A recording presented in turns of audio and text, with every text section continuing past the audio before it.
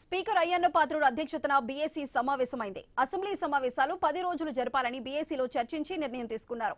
సెలవు రోజులు పని దినాలపై కసరత్తు చేస్తున్నారు. ఈ సమావేశాల్లో చర్చించేందుకు టీడీపీ 18 అంశాలు ప్రతిపాదించినట్లు తెలుస్తోంది. సీఎం చంద్రబాబు, మంత్రులు నాదెండ్ల మనోహర్, విష్ణుకుమార్ రాజులు బీఏసీలో పాల్గొన్నారు.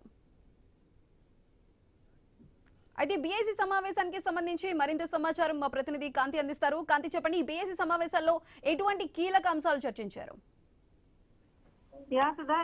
ఈ రోజు ఏపీ అసెంబ్లీ సమావేశాలు ప్రారంభమయ్యాయి. సమావేశాల ప్రారంభం అనంతరం ఏదైతే సభ వాయిదా వేసిన తర్వాత బీఏసీ సమావేశం ప్రారంభమైంది. బీఏసీ సమావేశంలో మొత్తం అసెంబ్లీని 10 రోజుల పాటు నిర్వహించాలని ఒక నిర్ణయం తీసుకున్నారు. అలాగే సభలో చర్చించేందుకు 18 అంశాలను తెలుగుదేశం పార్టీ ప్రతిపాదించింది. ఇక ఏదైతే 20 జనవరిలో శాఖకు సంబంధించినటువంటి దానిపైన రేపు చర్చించే అవకాశం ఉంది. మొత్తంగా 30వ తేదీ వరకు కూడా ఈ ఏపీ అసెంబ్లీ సమావేశాలు అనేవి జరగబోతూ ఉన్నాయి. 20, 21, 28 తేదీలలో అసెంబ్లీ సెలవుగా నిర్ణయించారు. అలాగే ప్రతిరోజు ఉదయం 10 గంటల నుంచి సాయంత్రం 5 గంటల వరకు సభ జరపాలని కూడా నిర్ణయం తీసుకున్నారు. అలాగే ప్రశ్నోత్తరాలతో పాటుగా 0 అవర్ లోను సభలో మంత్రులు ఉండాలని చెప్పి సీఎం చంద్రబాబు నాయుడు ఆదేశాలు జారీ చేయడం జరిగింది. అలాగే సభలో చర్చించేందుకు 9 అంశాలను బీజేపీ